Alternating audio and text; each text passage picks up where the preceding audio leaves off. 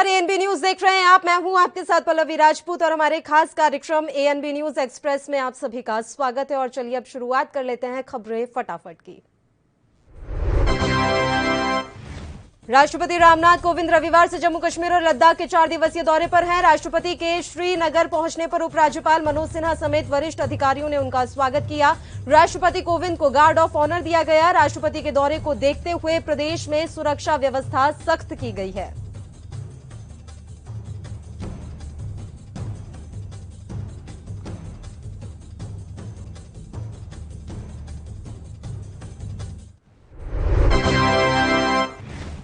राष्ट्रपति रामनाथ कोविंद 28 जुलाई तक जम्मू कश्मीर और लद्दाख के दौरे पर रहेंगे। वे सोमवार को कारगिल विजय दिवस की 22वीं सालगिरह पर द्रास स्थित कारगिल युद्ध स्मारक पर शहीद जवानों को श्रद्धांजलि देंगे। 27 जुलाई को वे श्रीनगर में कश्मीर विश्वविद्यालय के 19वें वार्षिक दीक्षांत समारोह में शामिल होंगे और कार्यक्रम को संबोधित करेंगे। इस कार्यक्रम में उपराज्यपाल मनोज सिन्हा भी शामिल होंगे और वे चांसलर के रूप में छात्रों को डिग्री प्रदान करेंगे। हिमाचल प्रदेश के किन्नौर में रविवार को बड़ा हादसा हो गया। यहां के सांगला छितकुल रोड पर भूस्खलन के बाद चट्टाने चलते टेम्पो ट्रैवल वाहन पर गिर गई। इस हादसे में 9 लोगों की मौत हो गई है, वहीं 4 लोग जख्मी हैं। बताया जा रहा है कि हादसा रविवार दोपहर 1:30 बजे हुआ। सांगला छितकुल रोड पर बटसेरी के पास चट्टाने गिरी, जिस कारण ये भयंकर हादसा हुआ।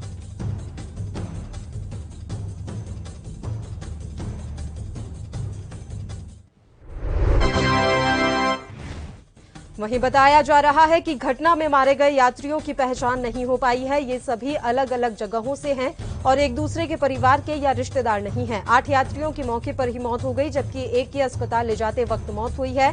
हादसे में एक स्थानीय नागरिक भी घायल हो गया है। चट्टाने गिरने के चलते और भी वाहनों को काफी नुकसान पहुंचा है, लेकिन बाकी सभी यात्री सुरक्षित बताए जा रहे हैं।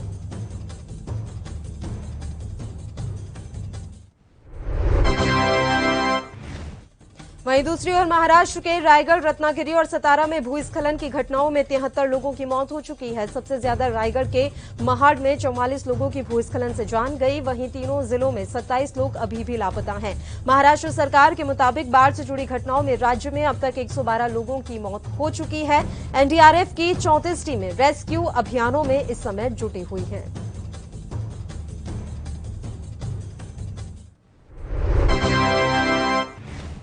महाराष्ट्र में अलग अलग स्थानों पर हुए हादसे में सैकड़ों लोगों की मौत हो गई है। सबसे दर्दनाक तस्वीर आई रायगढ़ के तलिये गांव से। यहां पहाड़ के मलबे में कई घर दब गए। बता दें कि सांगली और कोल्हापुर में हालात काफी खराब हैं। यहां शहर पानी पानी हो रखा है। लोगों को बचाने के लिए एनडीआरएफ की टीमें लगातार काम यहां पर कर रही हैं।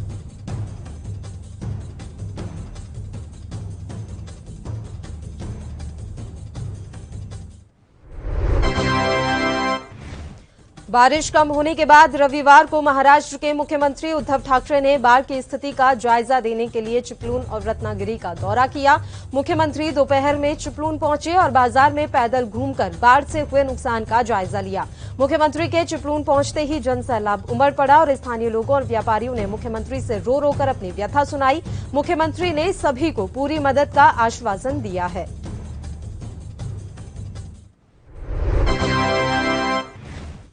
कर्नाटक के कई क्षेत्रों में भारी बारिश के बाद बाढ़ जैसे हालात पैदा हो गए हैं। वर्षा जनित विभिन्न हादसों में अब तक 9 लोगों की मौत हो चुकी है, जबकि 3 लोग लापता भी बताए जा रहे हैं। कई स्थानों पर भूस्खलन की खबर है। मौसम विभाग ने कर्नाटक के तटीय इलाकों के 7 जिलों के लिए रेड अलर्ट जारी किया है, जिसमें 3 और दिनों तक बारिश की आशंका जताई गई है। रविवार को मुख्यमंत्री बीएस येदियुरप्पा ने उत्तरी कर्नाटक के प्रभावित सीमावर्ती जिले बेलगावी का दौरा किया।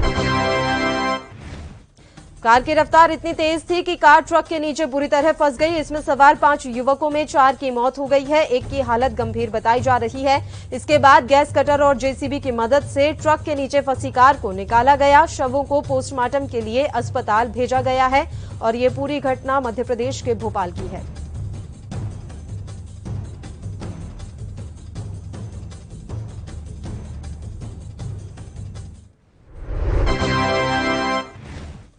उत्तर प्रदेश में अगले साल की शुरुआत में होने वाले विधानसभा चुनाव की विभिन्न पार्टियों ने तैयारियां शुरू कर दी हैं। बहुजन समाजवादी पार्टी के बाद अब समाजवादी पार्टी ने ब्राह्मण वोट बैंक पर अपनी नजर जमा ली है। इसके चलते समाजवादी पार्टी के अध्यक्ष अखिलेश यादव ने रविवार को पार्टी के 5 ब्राह्मण नेताओं से मुलाकात भी आज की है।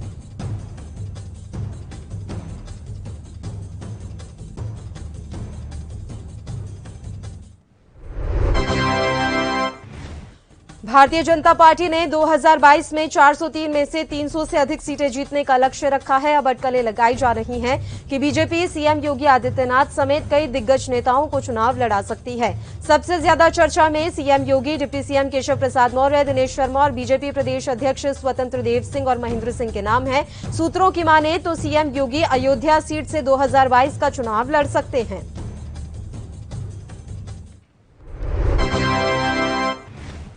उत्तर प्रदेश के मुख्यमंत्री योगी आदित्यनाथ अयोध्या पहुंचे, जहां उन्होंने आज रामलला के दर्शन किए। दर्शन के दौरान पुजारी ने उन्हें आरती की थाल दी। आरती करने के बाद पुजारी ने सीएम योगी के तिलक लगाकर उन्हें शॉल भेंट किया। इस मौके पर सीएम योगी ने कहा कि उत्तर प्रदेश के जिन 16 जिलों में मेडिकल कॉलेज नहीं है, उन जिलों में भी मेडिकल कॉलेज बनाए जाएंगे। कई बड़ी घोषणाएं यहां पर सीएम योगी आदित्यनाथ के द्वारा की गई।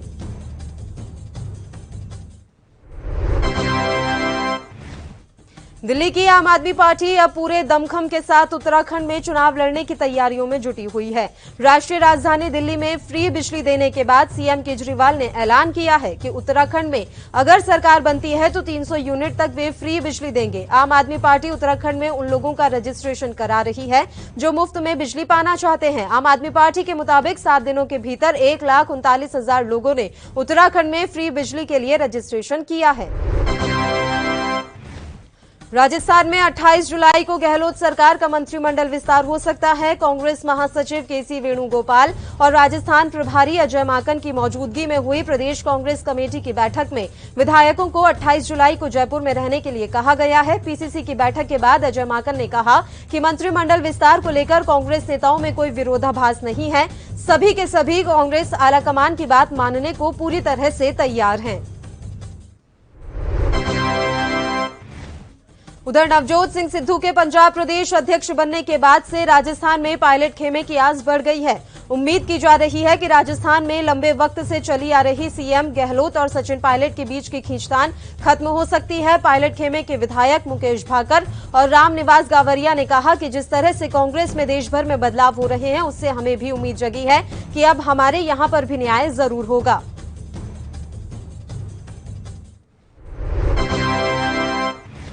राज कुंद्रा के पॉन्ड केस में नए मोड़ आते चले जा रहे हैं। राज को 27 जुलाई तक के लिए न्यायिक हिरासत में रखने का आदेश कोर्ट ने दिया है। वहीं मुंबई पुलिस जोरों शोरों से जांच लगातार कर रही है और सबूत इकट्ठा करने में लगी हुई है। अब खबर है कि राज कुंद्रा की कंपनी के 4 कर्मचारी इस केस में चश्मदीद गवाह बनकर आगे आए हैं। क्राइम ब्रांच के सूत्रों का कहना है कि ये 4 कर्मचारी केस में बड़ा रोल निभाएंगे। और बुलेटिन में फिलहाल वक्त हो चला है एक छोटे से ब्रेक का। आप देखते रहिए एएनबी न्यूज।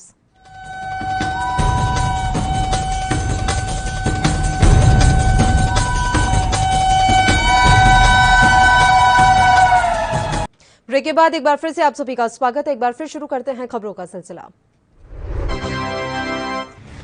सागर धनखड़ हत्याकांड मामले में रविवार को एक और आरोपी गिरफ्तार किया गया है। गिरफ्तार किए गए आरोपी का नाम प्रवीण डबास है, जो सुशील कुमार का बेहद करीबी साथी बताया जा रहा है।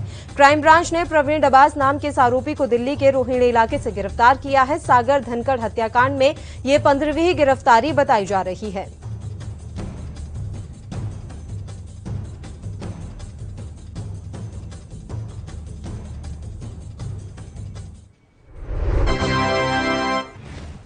उत्तर प्रदेश में जहरीली शराब के माफियाओं के खिलाफ लगातार कार्रवाई जारी है। अलीगढ़ जहरीली शराब हादसे के बाद से ही जिले के कई शराब माफियाओं पर प्रशासन का डंडा चला था। अब अलीगढ़ पुलिस ने शराब माफिया अनिल चौधरी की करीब 5 करोड़ 30 लाख की चल अचल संपत्तियों को जब्त कर लिया है। बता दें कि जहरीली शराब से हुई मौतों के बाद 57 दिनों के भीतर सभी 33 केस में चार्जशीट भी तैयार की जा चुकी है।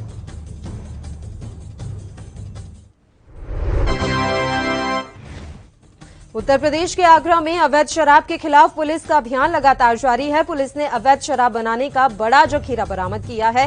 जिन शराब के ठेकों पर अवैध शराब की सप्लाई की जा रही थी, वहां पर पुलिस ने छापामार कार्रवाई की है और उन दोनों शराब के ठेकों को सील कर दिया है। ढाबे के अंदर 21 ड्रम केमिकल से भरे बरामद हुए हैं, जिससे लाखों लीटर शराब बनाई जा सकती है। पुलिस ने शराब के ठेके के 2 सेल्समैन भी गिरफ्तार कर लिए हैं।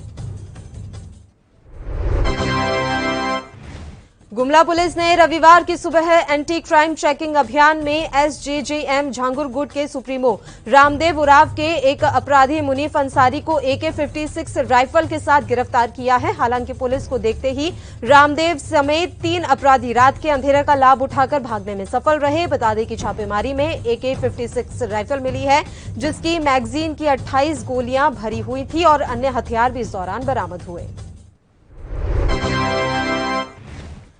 करनाल में नेशनल हाईवे पर एक गाड़ी में आग लग गई। गाड़ी देखते ही देखते आग का गोला बन गई। जब तक फायर ब्रिगेड की गाड़ी पहुंचती, तब तक गाड़ी धूं-धूं कर जलती रही और कुछ ही मिनटों में पूरी गाड़ी जलकर खाक हो गई।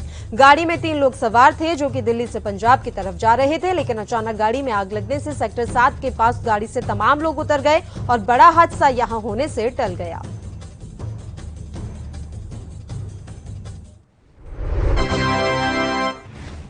हरियाणा के कोसली के गांव गुजरीवास के पास साइकिल से टोल का कैश लेकर जा रहे PWD कर्मचारी के सिर पर बोतल से वार कर बाइक सवार बदमाश 58,000 की नकदी लूटकर फरार हो गए। सूचना के बाद जब तक पुलिस मौके पर पहुंचती, तब तक बदमाश आंखों से ओझल हो गए। पुलिस ने नाकेबंदी कर तमाम आरोपियों की तलाश शुरू कर दी है।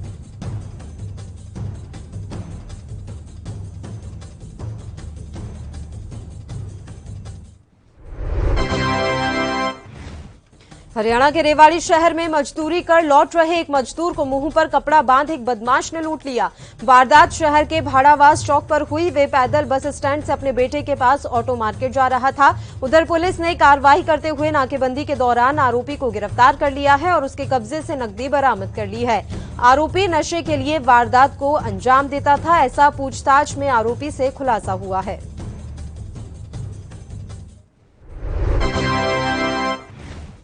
सोमवार 26 जुलाई से देश की राजधानी दिल्ली में अनलॉक 8 लागू हो रहा है। कोरोना संक्रमण के कम होते मामलों को देखते हुए अब राजधानी को और अधिक छूट के साथ खोला जाएगा। दिल्ली सरकार ने इस बार सिनेमाघरों को भी 50% क्षमता के साथ खोलने की इजाजत दे दी है। हालांकि शैक्षणिक संस्थानों को कोई भी नई छूट इस समय नहीं दी गई है।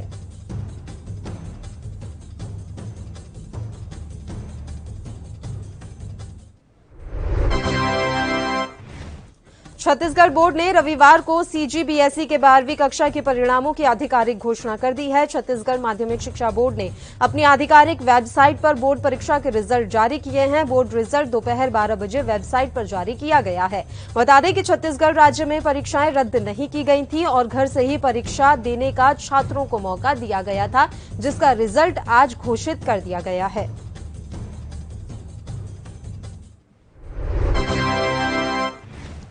विश्व विख्यात महाकालेश्वर मंदिर पर आतंकियों की नजर है। सावन के पावन महीने में आतंकी यहां कोई वारदात करने की फिराक में हैं।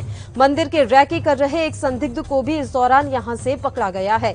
इस संबंध में इंटेलिजेंस इनपुट मिलने के बाद लखनऊ और दिल्ली के IB अफसरों की टीम ने मंदिर का निरीक्षण किया और सुरक्षा व्यवस्था का जायजा लिया। IB टीम ने मंदिर परिसर का गहराई से निरीक्षण किया। उनके साथ स्थानीय CSP और उनकी टीम भी मौजूद रही।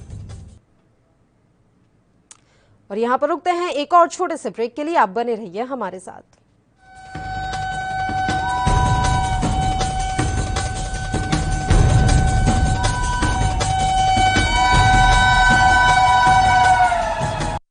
ब्रेक के बाद एक बार फिर से आप सभी का स्वागत है। बढ़ते हैं कुछ और खबरों की ओर। छत्तीसगढ़ के सरगुजा में कांग्रेस विधायक बृहस्पति सिंह के काफिले पर हमला होने की खबर सामने आ रही है। दरअसल विधायक का काफिला बंगाली चौक संजय पार्क से गुजर रहा था। इसी दौरान विधायक की गाड़ी के ठीक पीछे चल रही कार को कुछ युवकों ने रोका और गाड़ी में तोड़फोड़ की। यही नहीं, ड्राइवर और गाड़ी में विधायक के सुरक्षाकर्मियों से बदतमीजी की गई। वहीं हम आपको यहां पर एक और जानकारी दे दें कि मुख्यमंत्री पुष्कर सिंह धामी ने प्रधानमंत्री नरेंद्र मोदी के मन की बात कार्यक्रम को सुना। उन्होंने कहा कि मन की बात कार्यक्रम लोगों को नए कार्य करने और समाज के लिए अनेक कार्य करने की प्रेरणा देता है। इस कार्यक्रम के माध्यम से देश में अनेक तरह के संदेश पहुंचाए जा रहे हैं। अनेक क्षेत्रों में सराहनीय कार्य करने वाले लोगों से लोगों को प्रेरणा भी मिलती है। उन्होंने कहा कि मन की बात के माध्यम से प्रधानमंत्री नरेंद्र मोदी जी ने वोकल फॉर लोकल को आगे बढ़ाने, ग्रामीण अर्थव्यवस्था की मजबूती के लिए हैंडलूम और अन्य स्थानीय उत्पादों की खरीद पर बल दिया है। कांग्रेस के छत्तीसगढ़ प्रभारी पीएल पूनिया 2 दिवसीय दौरे पर रायपुर पहुंच चुके हैं। इस मौके पर पूनिया ने कहा कि अब 2023 में काफी कम समय बचा है, देखते ही देखते ये समय निकल जाएगा। ऐसे में हमने पहले से ही तैयारी शुरू कर दी है और लगातार समीक्षा हमारे द्वारा की जा रही है।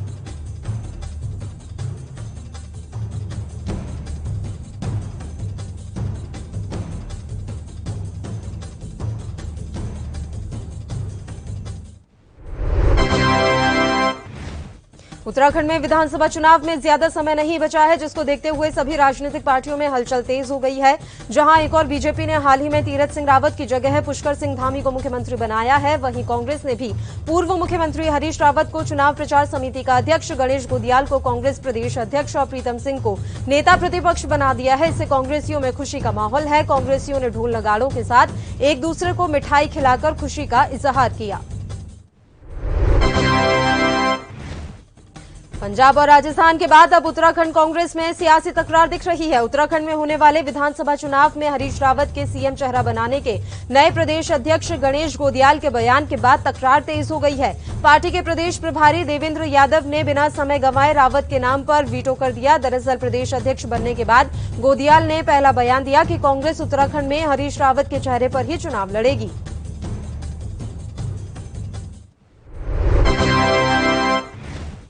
समाजवादी पार्टी ने आगामी विधानसभा चुनाव में मजबूती के साथ चुनावी मैदान में उतरने के लिए तैयारियां तेज कर दी हैं। यही वजह है कि आज सपा ने देहरादून की जिला कार्यकारिणी घोषणा कर दी है। इस मौके पर जिला अध्यक्ष आलोक राय ने बताया कि जल्द ही बूथ स्तर तक की कार्यकारिणी का विस्तार किया जाएगा। आगामी अगस्त माह में प्रदेश कार्य समिति की बैठक उधम सिंह नगर में होगी, जिसमें प्रदेश प्रभारी राजेंद्र चौधरी और उत्तर प्रदेश के अध्यक्ष भी मौजूद रहेंगे।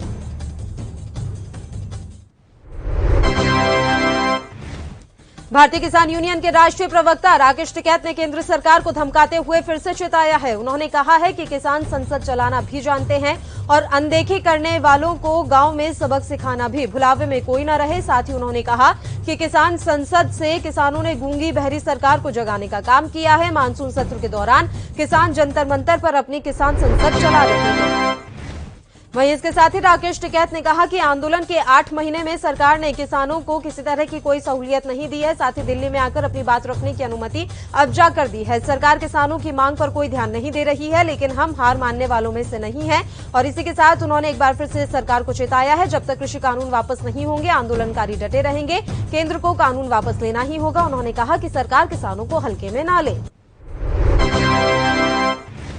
हरियाणा के चरखी दादरी में संयुक्त किसान मोर्चा के आह्वान पर कितलाना टोल प्लाजा पर चल रहे धरने को इनेलो सुप्रीमो और हरियाणा के पूर्व सीएम ओम प्रकाश चौटाला ने अपना पूर्ण समर्थन दिया है। इसी के साथ इस दौरान उन्होंने कई पूर्व मंत्रियों और विधायकों के साथ कार्यकर्ता भी मौजूद रहे। इस अवसर पर उन्होंने कहा कि इस आंदोलन में 36 बिरादरियों और सभी धर्मों के किसान मजदूरों ने भाग लेकर जो जन आंदोलन बनाया है, उसके सामने मोदी सरकार को नतमस्तक को होना ही पड़ेगा। वहीं छत्तीसगढ़ में मुख्यमंत्री भूपेश बघेल की सरकार ने 2020-21 में धान बेचने के लिए किसानों की पंजीयन कराने के झंझट से मुक्त किया है। उधर ये जानकारी मिल रही है कि कांग्रेस ने सरकार के फैसले का स्वागत भी किया है। प्रदेश कांग्रेस प्रवक्ता धनंजय सिंह ठाकुर ने कहा कि मुख्यमंत्री भूपेश बघेल शपथ ग्रहण से लेकर अब तक किसान हित में अनेक ऐतिहासिक निर्णय लेकर किसानों को आर्थिक रूप से संपन्न और कई सरकारी नियमों को किसान हित में शिथिल कर लाभान्वित करने का काम कर रही है। 72वें राज्य स्तरीय वन महोत्सव का आयोजन यमुनानगर में हुआ। इसमें सीएम मनोहर लाल ने वीडियो कॉन्फ्रेंसिंग के माध्यम से भाग लिया। उन्होंने कहा कि प्रदेश में हरियाली का एरिया बढ़ाने के लिए सरकार गंभीरता से काम कर रही है। उन्होंने कहा कि सरकार जल्द ही ऐसी योजना लाने जा रही है जिसके तहत 12वीं की परीक्षाओं में असेसमेंट के अंक विद्यार्थी की ओर से लगाए गए पौधों के आधार पर मिलेंगे। हरियाणा के फरीदाबाद में 72वें वन महोत्सव के उपलक्ष्य में बल्लभगढ़ आदर्श नगर के सामुदायिक भवन में कैबिनेट मंत्री मूलचंद शर्मा ने त्रिवेणी के पौधे लगाए और स्थानीय लोगों को भी अपने हाथों से पौधे वितरित किए। इस मौके पर वन विभाग के अधिकारी भी मौजूद रहे। इस मौके पर उन्होंने कहा कि पौधे लगाने से लोगों को ऑक्सीजन मिलेगी और पेड़ों की छाया का आनंद भी लोग ले सकेंगे। हरियाणा के पलवल में अपना भारत मोर्चा के संयोजक और पूर्व सांसद अशोक तंवर ने प्रेस कॉन्फ्रेंस की, जिसमें उन्होंने बीजेपी सरकार और कांग्रेस दोनों पर जमकर निशाना साधा। उन्होंने किसानों के मसले पर भी अपनी बात रखी। वहीं अपनी पुरानी पार्टी कांग्रेस पर हमला करते हुए तंवर ने कहा कि कांग्रेस ब्लैकमेलर्स की पार्टी है, वहां वफादारों के लिए कोई जगह नहीं है।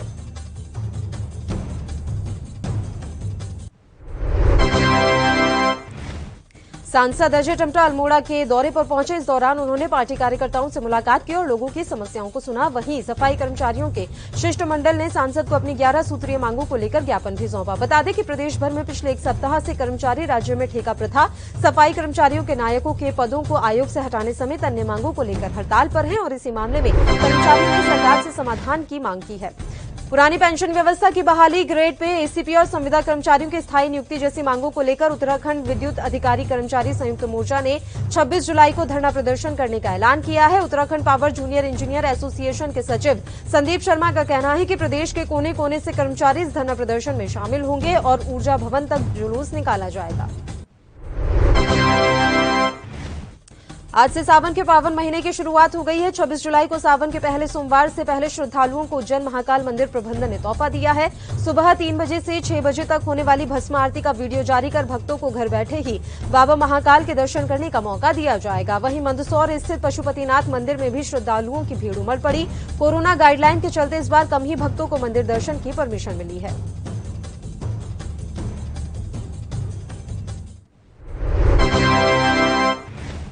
हरियाणा सरकार ने प्रदेश में कोरोना लॉकडाउन को 2 अगस्त तक के लिए बढ़ा दिया गया है। हालांकि सरकार ने राहत भी प्रदान की है।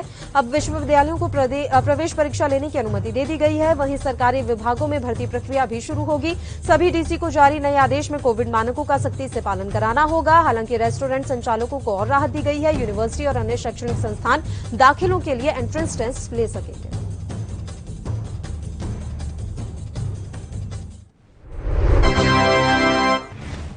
दिग्गज भारतीय मुक्केबाज एमसी मैरीकॉम ने अपने ओलंपिक अभियान की शानदार शुरुआत करते हुए अगले दौर में जगह बना ली है। रविवार को 51 किलो फ्लाईवेट कैटेगरी के राउंड 32 के मुकाबले में उन्होंने अपने से 15 साल जूनियर डोमिनिका गणराज्य की मिगुएलिना हर्नांडिस गार्सिया को 4-1 से शिकस्त दी। मैरीकॉम का अगला मुकाबला 29 जुलाई को होगा। वह कोलंबिया की तीसरी वरीयता प्राप्त इंग्रिड वालेंसिया से भिड़ेंगी, जो कि 2016 रियो ओलंपिक की कांस्य पदक विजेता है।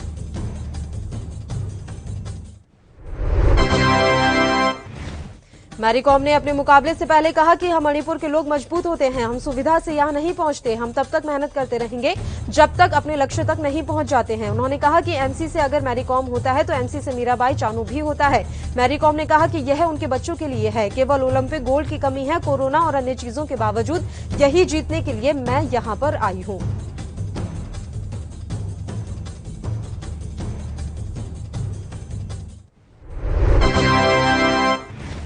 टोक्यो ओलंपिक में भारत के स्टार शूटर मनु भाकर ने निराश किया है। उन्हें महिला 10 मीटर एयर पिस्टल क्वालिफिकेशन मुकाबले में हार का सामना करना पड़ा।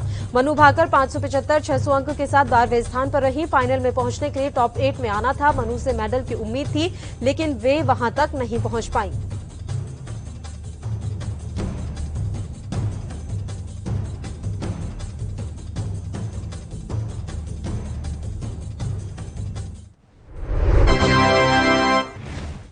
ओलंपिक में भारतीय हॉकी टीम की करारी हार हुई है। ऑस्ट्रेलिया ने भारत को पूल ए के मुकाबले में 7-1 से हरा दिया है। भारतीय टीम शुरू से मैच में पिछड़ रही थी। ऑस्ट्रेलिया ने उन्हें वापसी का मौका नहीं दिया। भारतीय टीम इस ओलंपिक में अब तक 2 मैच खेली है, जिसमें से एक में उसे जीत और एक में उसे हार मिली है।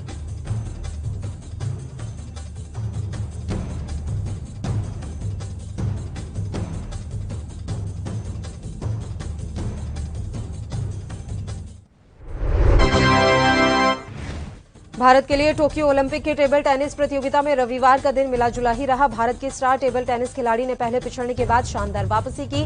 बत्रा ने पहले 2 गेम में पिछड़ने के बाद वापसी की और महिला एकल के तीसरे दौर में जगह भी पक्की कर ली है। विश्व रैंकिंग में 62वें नंबर की मनिका ने यूक्रेन की 20वीं वरीयता प्राप्त मार्गरेट को 57 मिनट तक चले संघर्षपूर्ण मुकाबले में 4-3 से हरा दिया।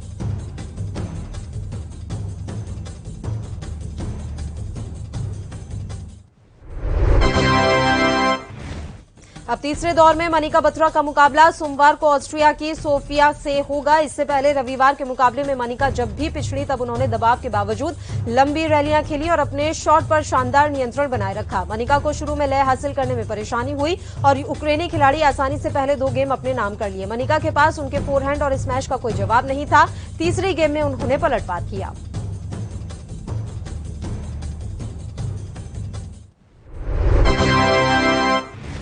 टोक्यो से दूर बुडापेस्ट में भारतीय पहलवान प्रिया मलिक ने जबरदस्त प्रदर्शन करते हुए गोल्ड मेडल अपना नाम कर लिया है। हंगरी के बुडापेस्ट में चल रहे विश्व कैंडेट चैंपियनशिप के आखिरी दिन प्रिया ने 73 किलोग्राम भारत वर्ग के फाइनल मुकाबले में बेलारूस की पहलवान को 5-0 से शिकस्त दी। बता दें कि प्रिया 2019 में पुणे में खेलो इंडिया, 2019 में दिल्ली में 7वीं स्कूल गेम्स और 2020 में पटना में नेशनल कैडेट चैंपियनशिप में स्वर्ण पदक जीत चुकी हैं। और इसी के साथ एएनबी न्यूज एक्सप्रेस में फिलहाल के लिए इतना ही। मुझे दीजिए इजाजत। देश प्रदेश की तमाम ताजा खबरों के लिए आप देखते रहिए एएनबी न्यूज।